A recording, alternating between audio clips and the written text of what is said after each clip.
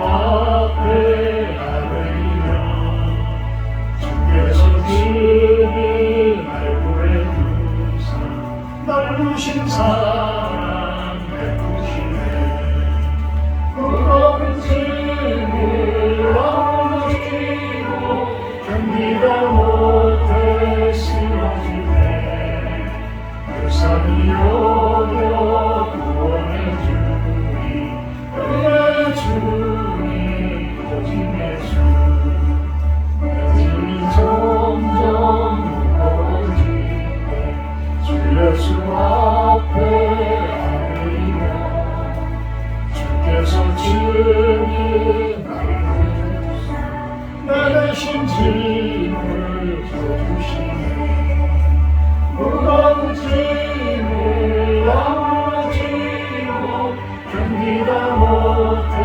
쓰러지네 불쌍히 여겨 구원해 주니 은혜 주니 오직 예수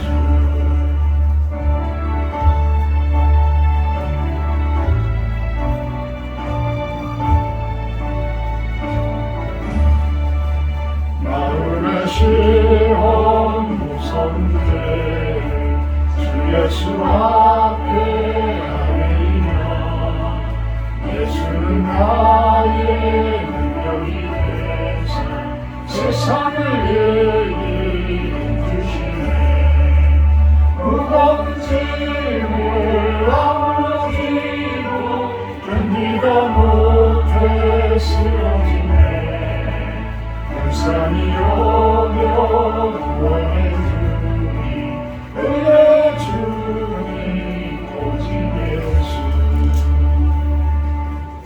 338장 하시고 여기 시작할 겁니다. 338장 하시고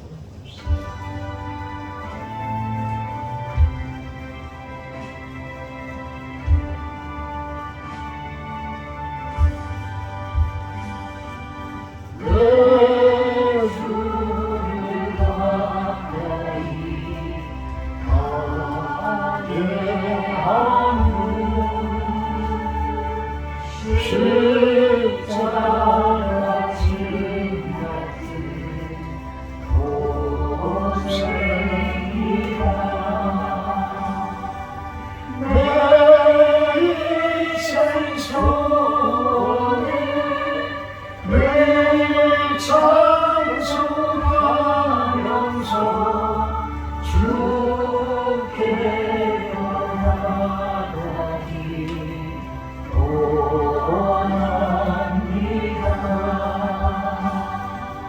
내 고생하는 것 야곱이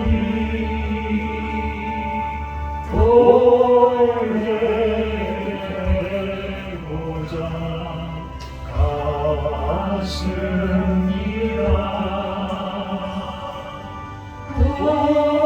나의 소원이 늘 찬송하면서 주께 나아가기 원합니다. 천성에 가는 길 험하여도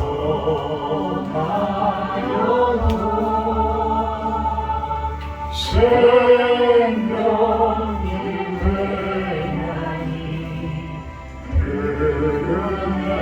은혜로다. 천사의 부르니 늘 찬송하면서 주께로 나아가기 원합니다.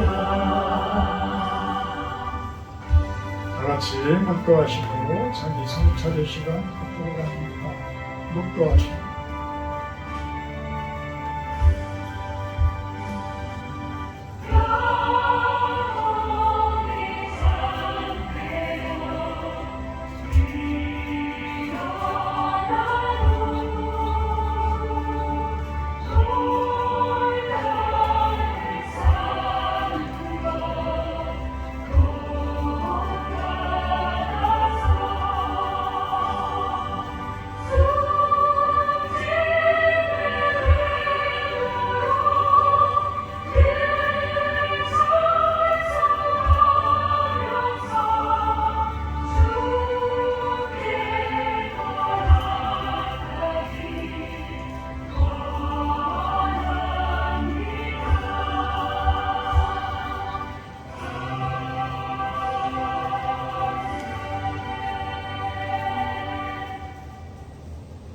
천명이 내 왼쪽에서 만명이 내 오른쪽에서 엎드러지나 이 재앙이 내게 가까이 하지 못하리로다.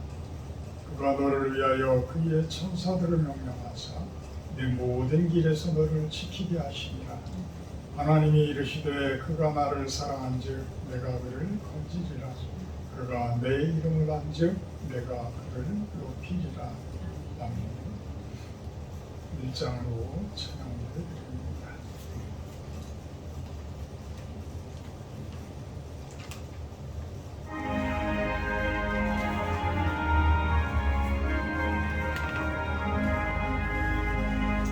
만국의 근원 하나님 온 백성 찬송 드리고 저 천사여 찬송하세 찬송 성부 성자 성령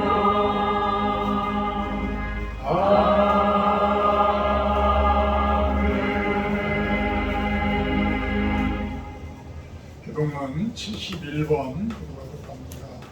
교동문 71번 이사야 55장 내용입니다. 교동문 71번 들어갑니다. 오라 너희 모든 목마른 자들아 물러나오라. 돈 없는 자도 오라. 너희는 와서 사 먹되 돈 없이 값없이 와서 포도주와 전을 사라. 너희가 어찌하여 양식이 아닌 것을 위하여 은을 달아주며 배부르게 하지 못할 것을 위하여 수고하나. 내게 듣고 들을지어다. 그리하면 너희가 좋은 것을 먹을 것이며 너희 자신들이 기름진 것으로 즐거움을 얻으리라. 너희는 귀를 기울이고 내게로 나와 들으라. 그리하면 너희의 영혼이 살리라. 내가 너희를 위하여 영원한 언약을 맺으리니 곧 다윗에게 허락한 확실한 은혜이니라. 너희는 여호와를 만날 때에 찾으라. 가까이 계실 때에 그를 부르라. 악인은 그의 길을 불의한 자는 그의 생각을 버리고 여호와께로 돌아오라. 그리하면 그가 긍휼히 여기시리라. 우리 하나님께로 돌아오라. 그가 너그럽게 용서하시리라. 아멘. 같이 사도신경하시고 시작합니다. 나는 전능하신 아버지 하나님 천지창조주를 믿습니다. 나는 그의 유일하신 아들 우리 예수 그리스도를 믿습니다. 그는 성령이 되어 동정 마리아에게서 하시고 본래 나를 고난을 받아 십자가에 못 주시고 장세된 지 사흘 만에 죽음을 받아서 다시 살아나셨습니다. 하늘에 오르시어 전능하신 아버지 하나님 우편에 계시다가 오늘도 살아있는 자와 죽은 자를 심판하러 오십니다. 나는 성령을 믿으며 거룩한 공교회와 성도의 교제와 죄를 용서받는 것과 몸의 부활과 영생을 믿습니다. 321장 찬송하시는 부정신사는 교체해 주십니다. 321장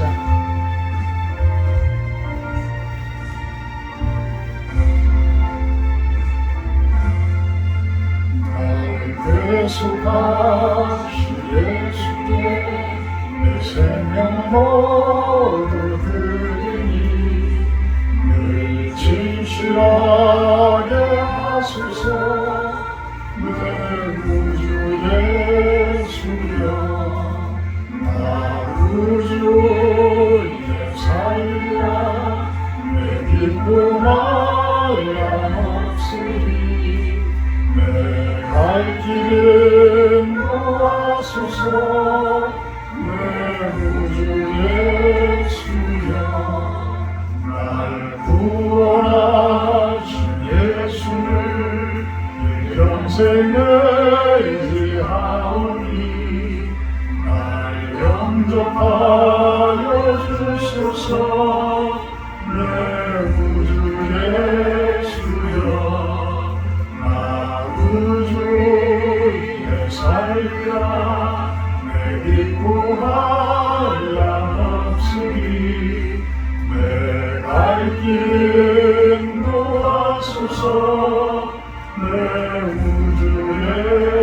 예수여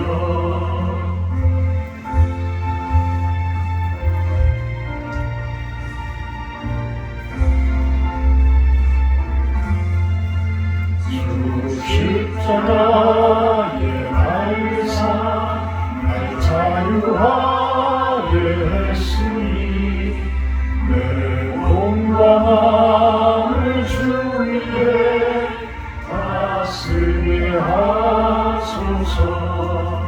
나 그 주의 살리라 내 기쁨하여 없으니 내 갈 길 인도하소서. 내 구주 예수여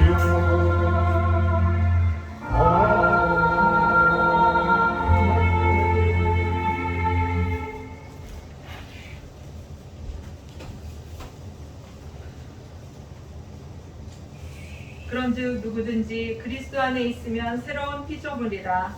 이전 것은 지나갔으니 보라 새 것이 되었도다. 모든 것이 하나님께로 났으며 그가 그리스도로 말미암아 우리를 자기와 화목하게 하시고 또 우리에게 화목하게 하는 직분을 주신 하나님을 찬양합니다. 연약한 질그릇과 같이 비천하고 연약한 우리 안에 보배이신 예수님을 담아주셔서 당신의 능력으로 살아감을 배우게 하시는 놀라운 은혜를 깨닫기 원합니다. 우리가 사방으로 우겨쌈을 당하여도 쌓이지 아니하며 답답한 일을 당하여도 낙심하지 아니할 것은 예수님의 생명이 우리 안에 있기 때문임을 고백합니다. 우리의 겉사람은 이와 같이 날마다 후패하여지나 속사람은 주의 능력으로 강건하여지게 하여 주시옵소서. 좋으신 주님, 이 나라와 민족을 위해 기도합니다. 대통령을 위시해 위정자들이 하나님을 두려워하며 백성들을 사랑하는 정치를 할 수 있도록 인도해 주시옵소서. 특별히 차별금지법이 통과되지 않게 하여 아버지 이 나라와 민족이 하나님께 범죄치 않기를 간절히 원합니다.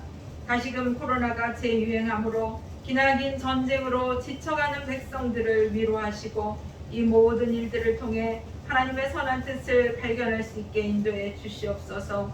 이 땅의 교회를 축복하셔서 교회가 교회되게 하시고 예배가 예배되는 진정한 부흥이 있기를 원합니다. 실로원 교회와 성도들을 축복하시고 날마다 하나님의 얼굴을 구하는 진정한 예배자로 거듭날 수 있기를 구하옵니다. 또한 삶이 예배되게 하시고 우리에게 하나님과 화목하게 하는 직분을 주셨으니 그리스도를 대신하여 간청하는 직분을 잘 감당하는 저희 모두가 되게 해 주시옵소서. 단위에 세우신 목사님께 성령 충만으로 채우셔서 진정한 복음이 선포되고 말씀의 은혜로 치유와 회복이 있게 해 주시옵소서. 예배를 방해하는 모든 사단의 세력을 예수 이름으로 떠나가게 하시고 영과 진리로 드려지는 귀한 예배가 되어질 수 있도록 인도해 주시옵소서. 모든 말씀을 예수 그리스도 이름으로 기도하옵나이다. 아멘.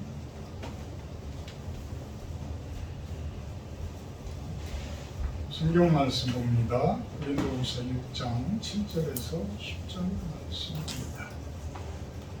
고린도후서 6장 7절에서 10절 말씀입니다. 진리의 말씀과 하나님의 능력으로 의의 무기를 좌우에 가지고 영광과 욕됨으로 그러했으며 악한 이름과 아름다운 이름으로 그러했느니라. 우리는 속이는 자 같으나 참되고 무명한 자 같으나 유명한 자요 죽은 자 같으나 보라 우리가 살아있고 징계를 받는 자 같으나 죽임을 당하지 아니하고 근심하는 자 같으나 항상 기뻐하고 가난한 자 같으나 많은 사람을 부유하게 하고 아무것도 없는 자 같으나 모든 것을 가진 자다. 아멘. 오늘 말씀 제목은 하나님 동역자의 모습. 하나님의 동역자가 된 자들은 과연 어떤 모습을 보이게 되고 어떤 모습으로 인생을 살아가게 될까? 그것을 우리가 지금 바울의 그 고백처럼 그 바울의 그 모습을 보면서 우리가 한번 우리의 삶을 한번 되돌아보는 시간을 갖도록 합니다. 하나님의 동역자라는 표현은 고린도전서 3장 7절에서 9절 사이에 나옵니다. 고린도전서 3장 7절에서 9절을 보게 되면 우리 한번 찾아보시기 바랍니다. 그런즉 심는 이나 물 주는 이는 아무것도 아니로되 오직 자라게 하시는 이는 하나님뿐이니라. 심는 이와 물 주는 이는 한 가지이나 각각 자기가 일한 대로 자기의 상을 받으리라. 우리는 하나님의 동역자들이요 너희는 하나님의 밭이요 하나님의 집이니라. 이런 표현을 지금 고린도전서 3장 7절에서 9절에서는 하고 계시죠. 여기에서 심는 이 물 주는 이는 아무것도 아니다. 아무것도 아니다. 다만 심고 물 주고 할 때에 그 나무를 자라게 하는, 그 나무를 자라게 하시는 이는 누가 하는 거라고? 하나님께서 하시는 거예요. 하나님께서. 오직 그 일을 하시는 분은 하나님께서 하시는 거예요. 이것이 바로 말씀의 능력이에요. 말씀으로 천지를 창조하셨기 때문에 이 우주 만물 가운데에 그분의 말씀의 에너지가 충만되어져 있기에 그곳에 마음문을 열고 그곳에 뿌리를 내리는 자들은 성장되어지게 되어 있다는 거예요. 좋은 열매를 맺어지게 되어 있다는 거예요. 근데 이게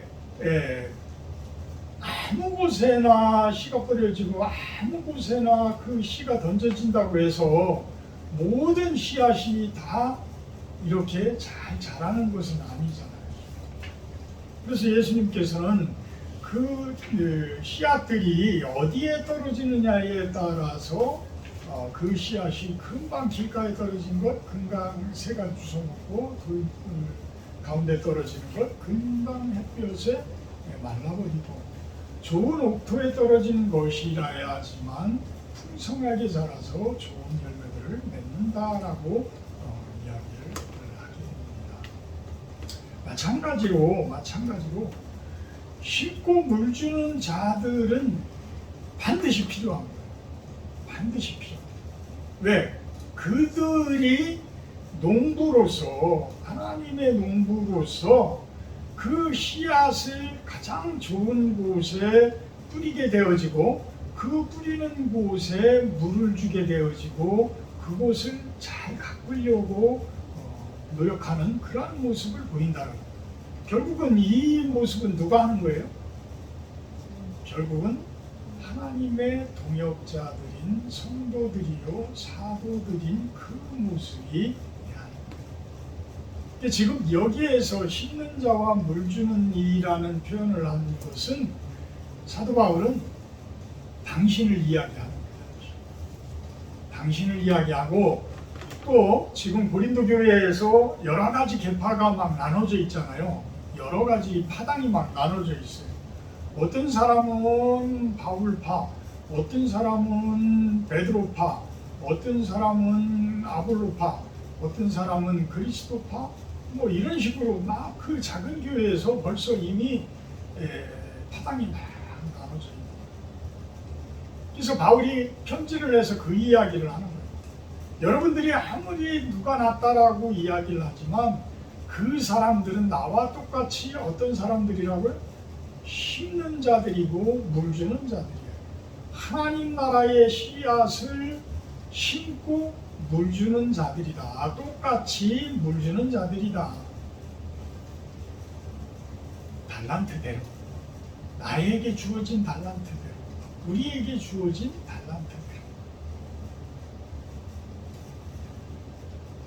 심는 이와 물 주는 이는 한 가지이나 8절에 보면 고린도전서 3장 8절에 보면 일한 대로 자기의 상을 받으리라. 우리들에게 하는 이야기예요. 우리 하나님의 동역자들인 우리들, 하나님의 성도들인 우리들은 그러한 일들을 하게 되어지게 되면 똑같이 어떤 사도 바울이나 어떤 베드로나 이런 사람들처럼 그분들을 닮고 쫓아가면서 그분들의 일을 하게 되어지게 되면 그 일한 만큼에 대해서 어떻게 한다고요? 하나님께서 일한 대로 상을 주신다. 일한 대로 상을 주신다. 아니 누구는 그냥 가만히 있고 누구는 열심히 일하고 누구는 참으로 충성된 모습으로 일을 하는데 하나님께서 똑같이 준다라고 한다 그러면 불공평한 거예요. 공평하신 하나님이신데 아주 공평하신 하나님이시고 근데 어떤 교리에서는 그런 교리들을 이야기하곤 하죠. 영세주의에 그 가까운 그러한 교리들은 육신의 모습들은 아주 상관이 없다.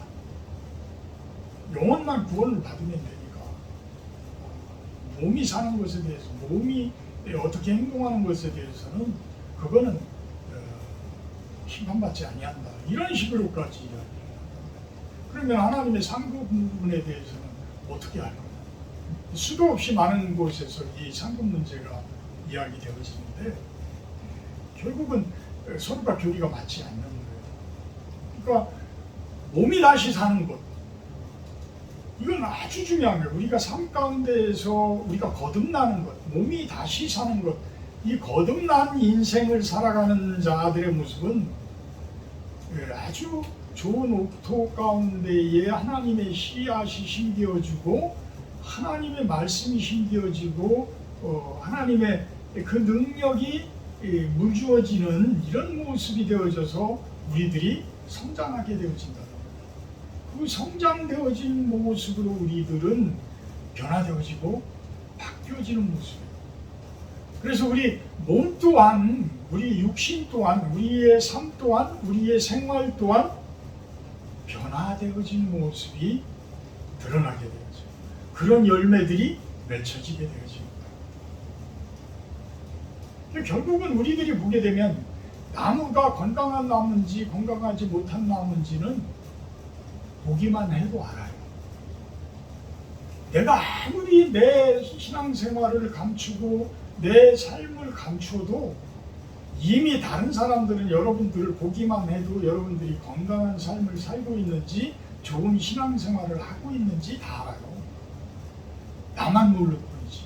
나만 안 그렇게 내가 잘 감추고 있다고 생각하는 착각할 뿐이지 남들은 이미 다 느낌으로 알고 다 알아요. 물론 하나님께서는 그 내부까지도 다 골수까지도 쪼개시는 분이시기 때문에 그 상세한 부분들을 다 알지만 이미 우리 사람들도 우리 교회에 나오지 않는 분들도 나와 대화하고 나와 생활하고 나와 좋은 관계를 맺고 이 가운데에서 이미 나의 신앙에 대해서 다 판단을 하고 있어요. 우리가 명심해야 됩니다. 그 부분을 잘 알아야 돼요.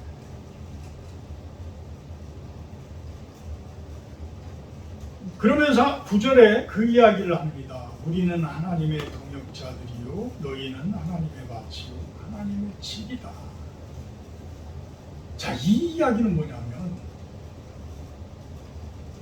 완전히 가시덤불 속에 있는 자갈 밭인 그러한 밭,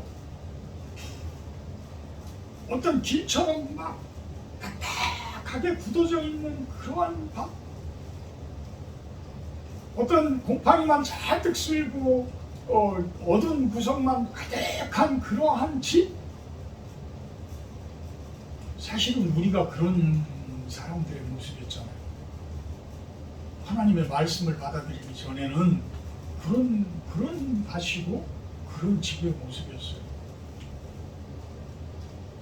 근데 무리들이 점점 어떤 하나님의 동역자들에 의해서 하나님의 사역자들에 의해서 내 마음의 밭이 일궈지고 갈아지고 엎어지고 내 어두운 집이 점점 깨끗하게 정리되어지고 빛이 비춰지고 이러면서 제가 하나님 앞에 점점 다가서는 모습으로 변화되어지고, 그러니까 우리가 믿음 생활의 초년병, 아주 초년병이었을 때는 하나님이 선택하신 밭이요 하나님이 선택하신 집이라는 뜻이에요. 그런 모습이었다는 거예요. 그곳에 사역자들이 하나님의 동역자들이 하나님의 씨앗을, 하나님 나라의 씨앗을 심어줘. 그 씨앗을 심고 그것을 계속해서 말씀으로 양육하고 말씀으로 물주고 말씀으로 가꾸고 이러면서 우리들이 믿음이 생활이 우리들의 몸이 점점 건강하게 성장되어지는 모습이 되어지잖아요. 그러면서 우리들이 성장되어져서 나중에는 어떤 모습이에요?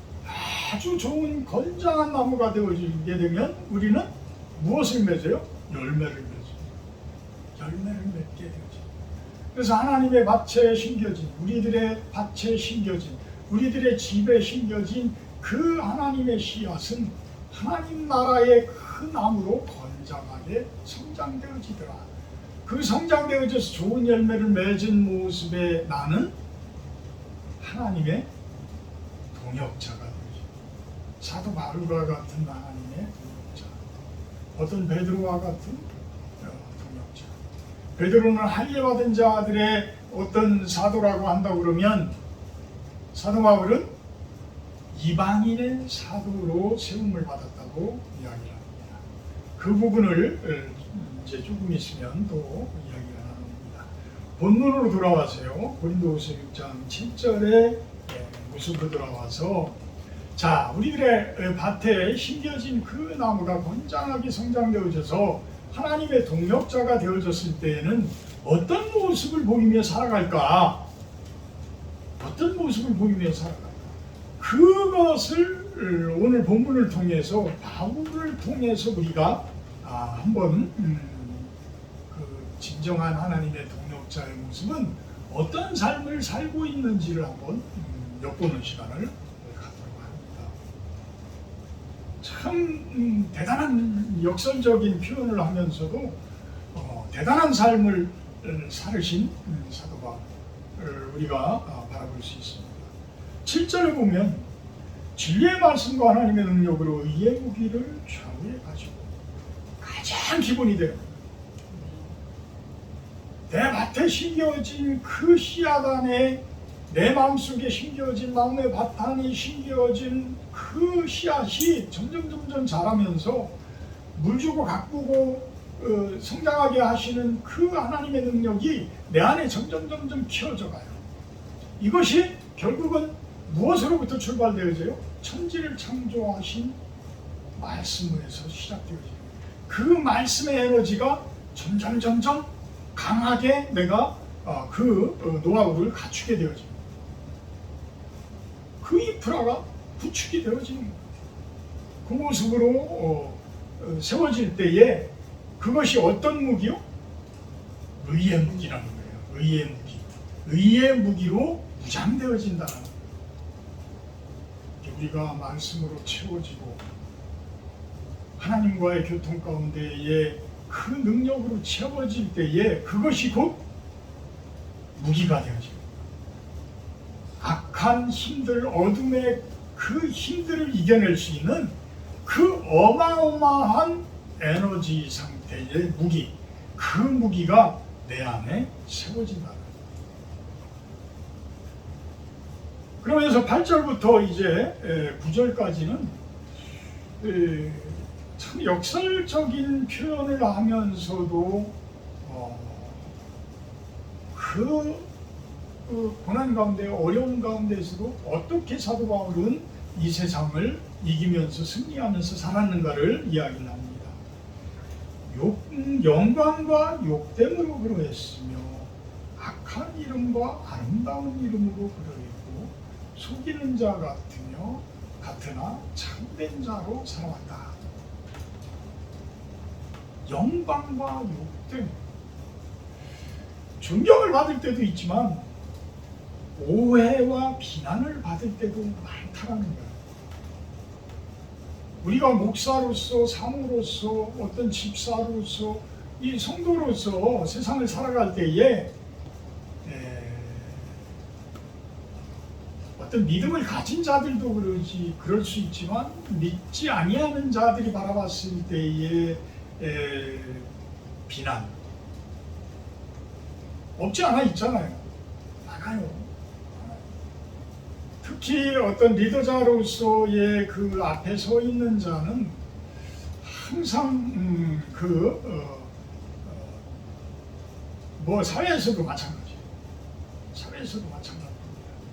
어떤 리더자의 모습은 항상 존경함도 있지만 존경함보다 오히려 비난받는 일들이 훨씬 더 많을 거라고 생각해요.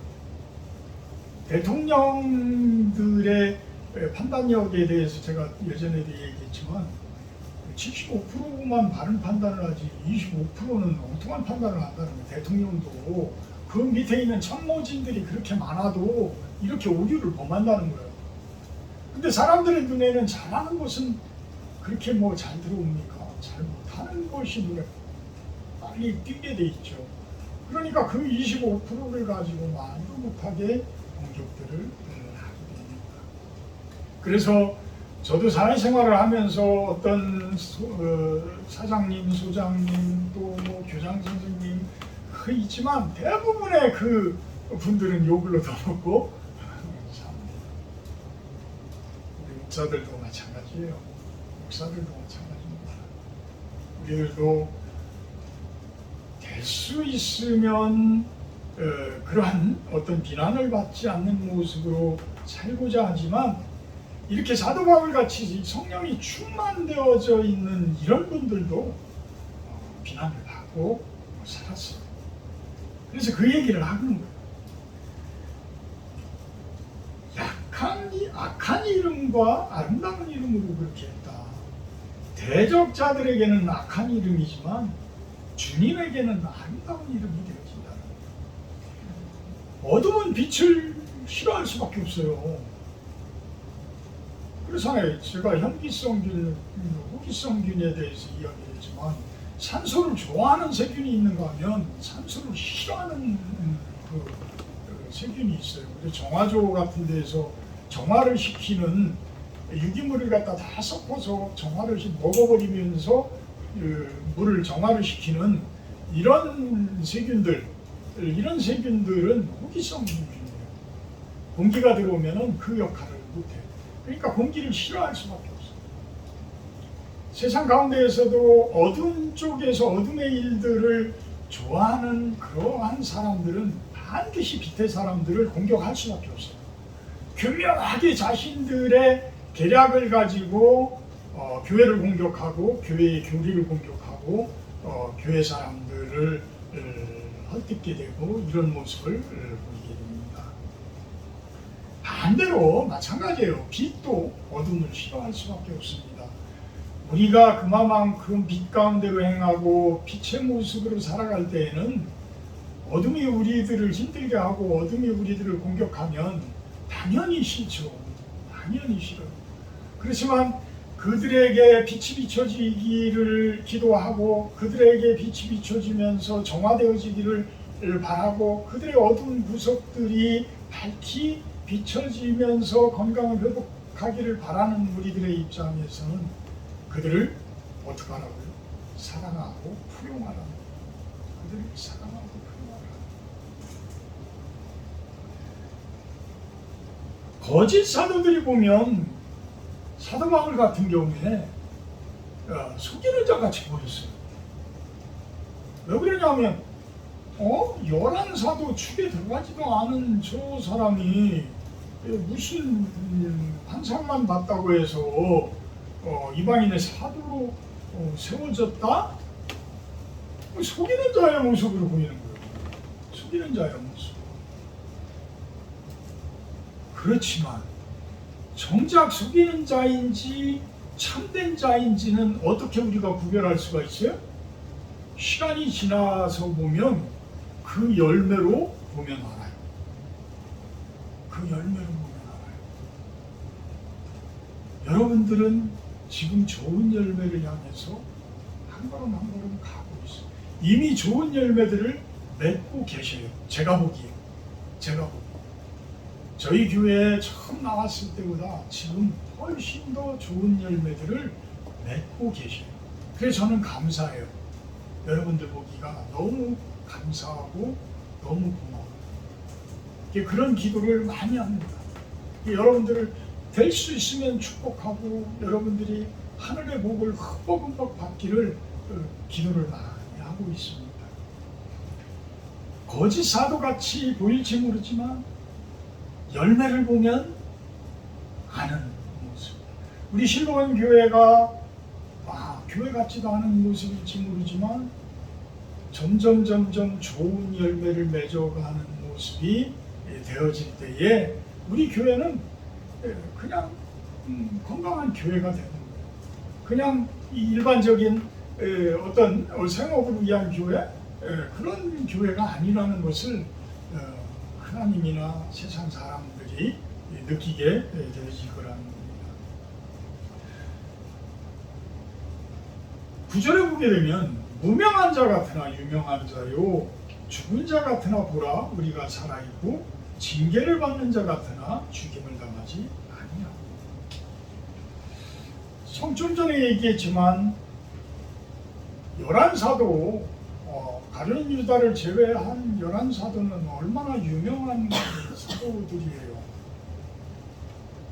그들의 축에 들어가지 못한 사도 바울은 초창기에는 엄청나게 외로운 싸움을 했어요. 지금 고린도 전서 후서를 쓸 때만 하더라도 아주 외로운 싸움을 하고 있는 거예요. 이 사람에게는, 이 사도 바울에게는 진짜 하나님의 그 사명이 없었다면 갈 수 없는 길을 가고 있는 거예요. 인정을 해주는 사람이 없어. 인정을 해주는 사람이 없어. 바나바와 그 안디옥 교회에서도 서로 싸우고 헤어져요. 그러니까 이 바울도 보통 자기 마음이 강한 사람이 아니었던 것을 우리는 엿볼 수 있죠. 그랬으니까 유대인들의 유대교에서 그 행동대장으로 파견을 해서 그리스도인들을 박해하게 되고 그들을 잡아들여서 죽이게 시키고 한 그 행동대장의 모습으로 갔던 사람이잖아요. 그런데 그냥 갑자기 다메섹 상에서 예수님께서 나타나서 거기서 그냥 무릎 꿇고 눈이 멀게 되고 이러면서 기적을 체험하고 눈이 다시 띄어지고 이러면서 하나님께서는, 예수님께서는 나를 진정으로 선택한 사람이구나, 나를 택한 사람이구나.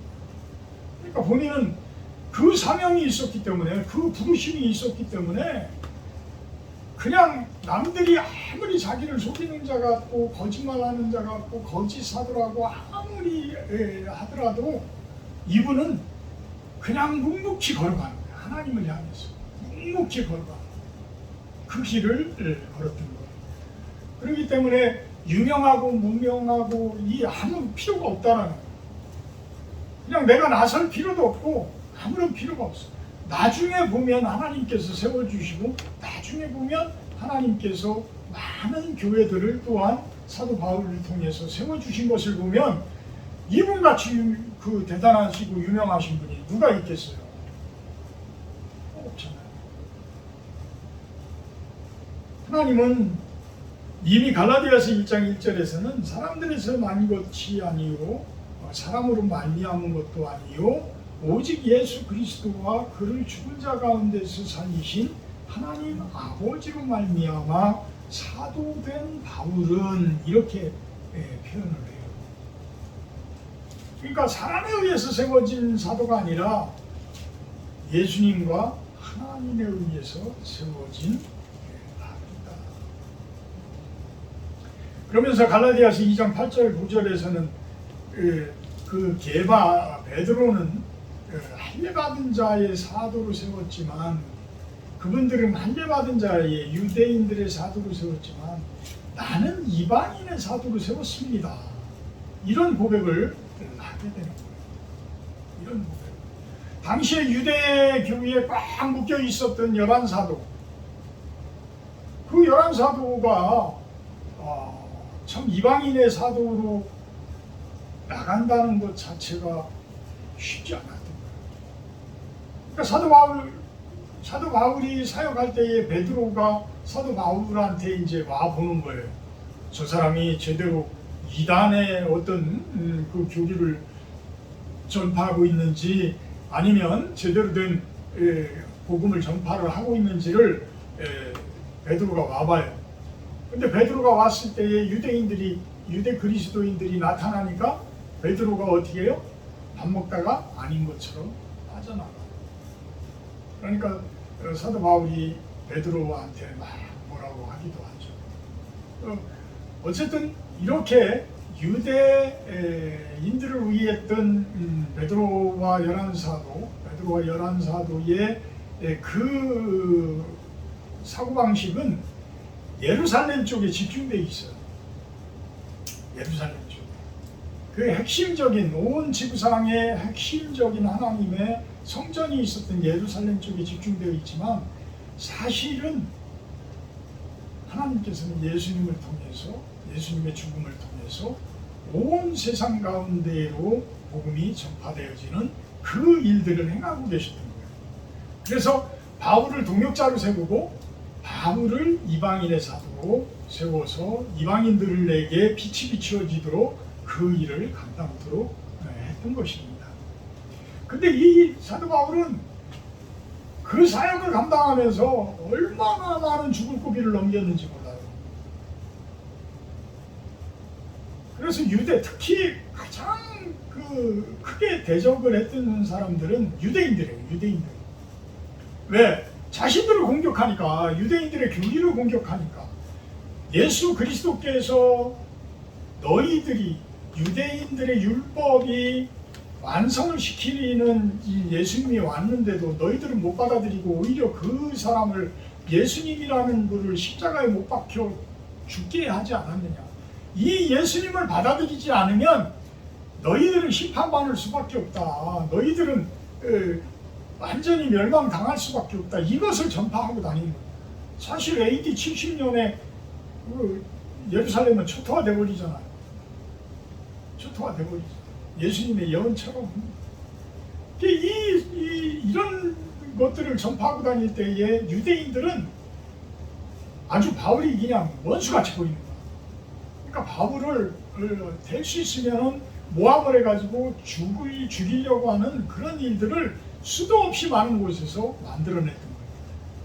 그래서 심지어는 막 돌로 다 쳐서 막 죽였는데 바울이 그 가운데서 죽은 줄 알고 내버렸는데 그 가운데에서도 살아나. 사도행전에 보게 되면 사도 바울은 그런 고난들까지도 다 겪어요. 그러면서 예루살렘 교회에서 파송을 받았으면 예루살렘 교회에서 어떤 물질적인 후원, 선교 후원이라도 받아서 이렇게 가지만 그분은 어디 하나에서 제대로 된 후원을 받는 곳이 없었어. 그러니까 생업이 뭐라고요?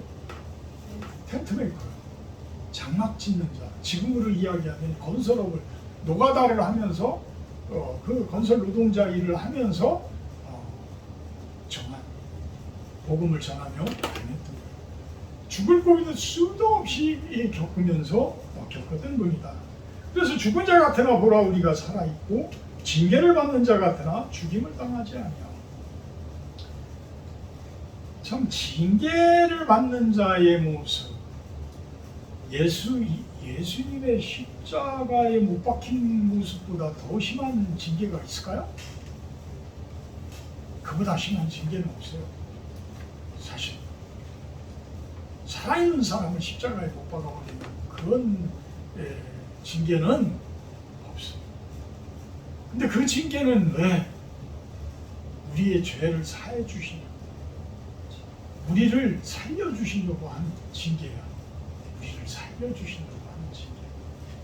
그러니까 하나님의 동역자 된, 예수님의 동역자 된 자들에게는 고난은 어찌 보면 필수 요소인 거예요. 고난은. 하나님의 이 세상 가운데, 오염되어진 세상 가운데에 조상 대대로 뿌리 내려놓은 DNA 가운데에 그 숨어있는 그 끈질긴 그 어둠의 그 에너지들이, 그 세력들이 나를 붙들고 있고 내 조상 때부터 우리 가문을 붙들고 있는데 그게 한순간에 떨어져 나가요? 절대 떨어져 나가지 않아요. 제가 예수님 영접하면요, 그 세력들은 수도 없이 우리들을 공격을 합니다. 이것은 한 가정의 가문의 이야기지만 이 세상에서는 교묘하게 우리들을 공격합니다. 아주 교묘하게 우리들을 공격을 해요.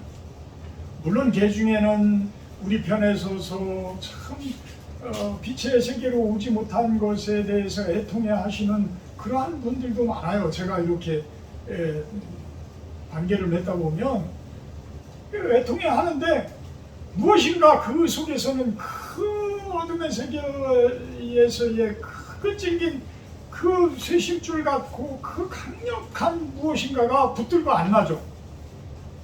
붙들고 안 나죠.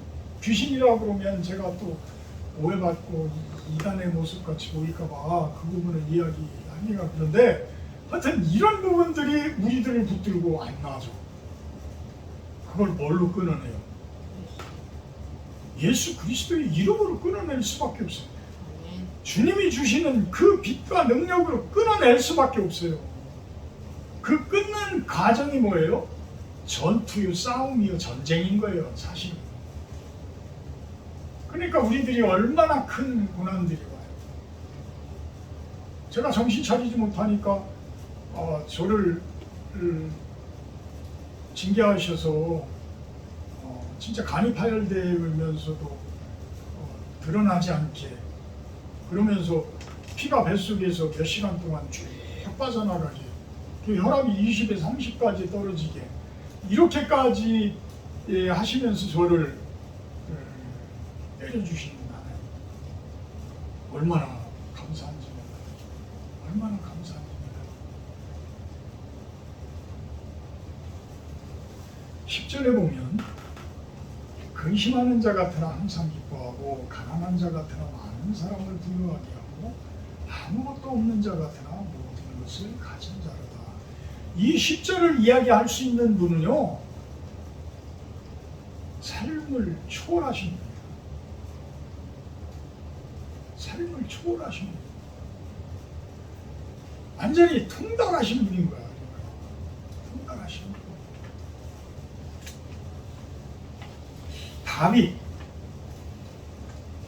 다윗은 역대상 29장 11절 12절에 보면 그런 고백을 합니다. 모든 것이 여호와여 위대하심과 권능과 영광과 승리와 의엄이 다 주께 속하였습니다. 천지에 있는 것이 다 주의 것입니다.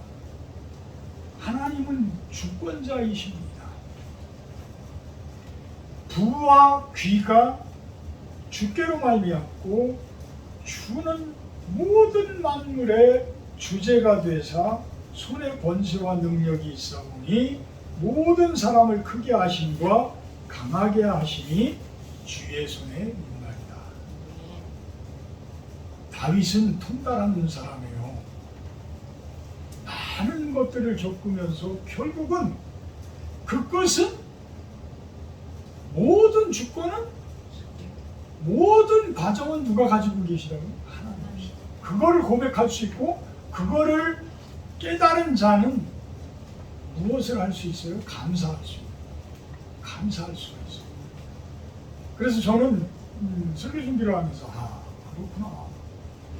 참 데살로니가전서 5장 그 16절에서 18절 항상 기뻐하라, 쉬지 말고 기도하라, 범사에 감사하라, 이거를 할 수 있는 사람은 과연 삶을 초월한 사람이구나.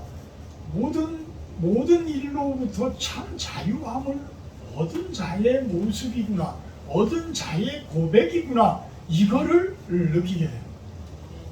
그래서 가장 부유한 자는, 모든 것을 가진 자는 감사를 많이 할 수 있는 사람.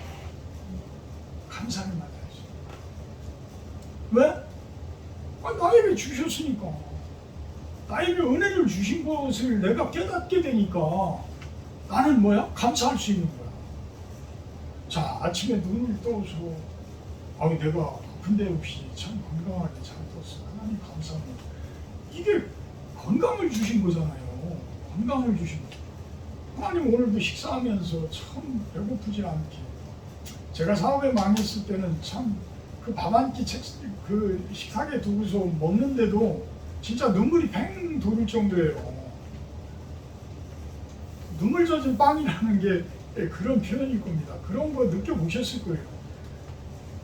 그 어려울 때는 그런 것들이 참 앞이 캄캄한데 그래도 내가 먹을 수 있고 내가 먹고 싶은 것을 먹고 있다는 거 얼마나 큰 감사냐는 거예요.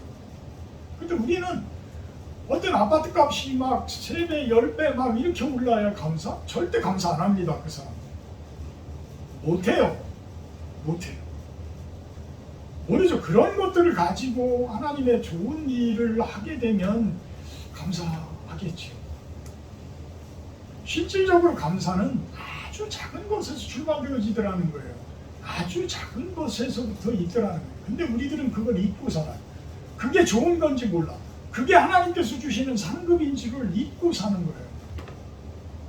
그게 진정한 부요한 자의 모습이고 그게 진정한 축복받은 자의 모습이고 모든 것을 가진 자의 모습이더라는 거예요.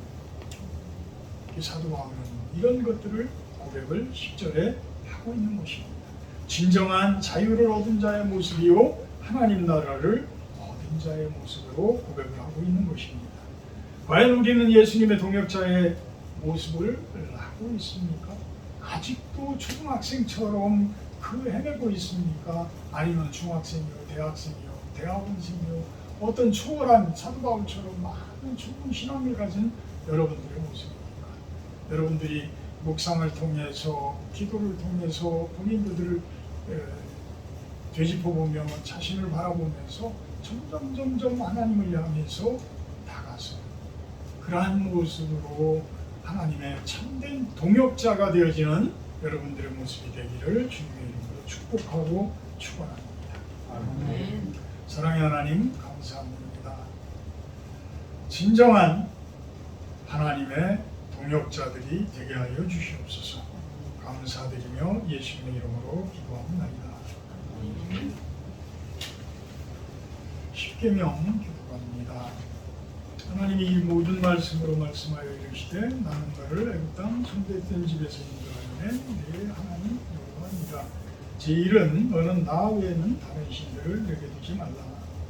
죄인은 너를 위하여 드리는 상을 만들지 말고 돌로 하늘에 있는 것이나 아래서 땅에 있는 것이나 땅 아래 물속에 있는 것에 어떤 형상도 만들지 말며 그것들에게 절하지 말며 그것들을 섬기지 말라. 제3은 너는 내 하나님 여호와의 이름을 망령되게 부르지 말라. 제사는 당신을 기억하여 거룩하게 지키라. 제5는 내 부모를 존경하라. 제6은 살인하지 말라. 제7은 간음하지 말라. 제8은 도둑질하지 말라. 제9는 내 이웃에 대하여 거짓 증거하지 말라.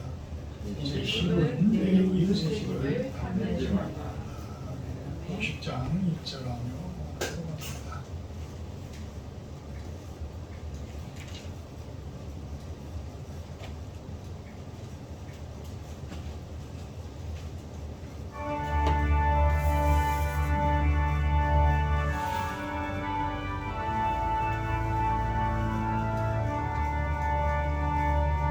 내게 있는 모든 것을 아낌없이 드리네.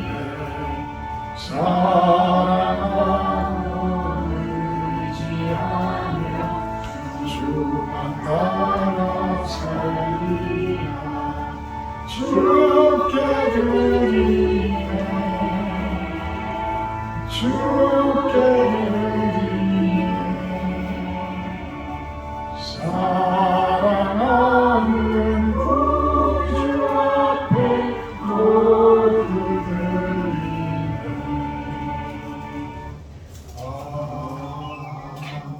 아멘. 사랑의 하나님 감사합니다. 귀한 물질들 올려드린 손길 축복하시고 그들에게 상급을 허락하여 주시옵소서. 또한 저 물질들이 주님 나라가 이 땅 가운데 세워져 가는 곳에 귀하게 사용되어지게 하여 주시옵소서. 감사드리며 예수님의 이름으로 기도합니다. 아멘.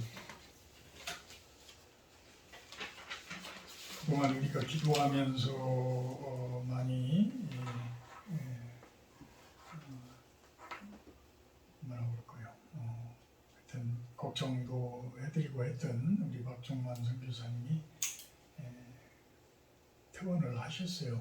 퇴원을 하셨는데 그래도 이렇게 그 뼈에 이렇게 그 뭐라 그래요? 그 쇠로 이렇게 박은 것은 그대로 박혀져 있고 휠체어 생활은 계속 해야 하는 모양입니다. 어쨌거나 여러분들이 기도 많이 해주셔서 그래도 퇴원을 했습니다. 다음 주 주일 예배 기도는 김재훈 집사님 해주시고요. 오늘 식사는 나가서 예배에서 하도록 합니다. 345장 찬송하시는 예 축도로 예배 마치도록 합니다.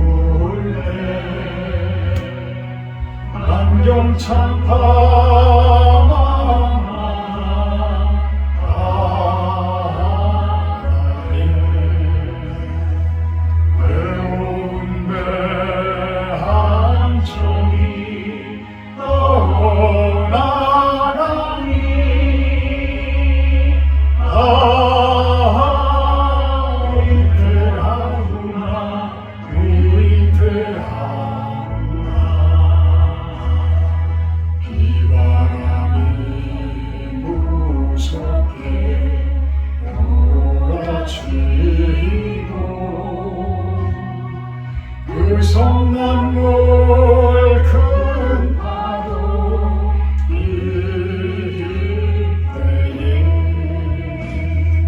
저 뱃사고 어쩔 줄 몰라하니 가련하구나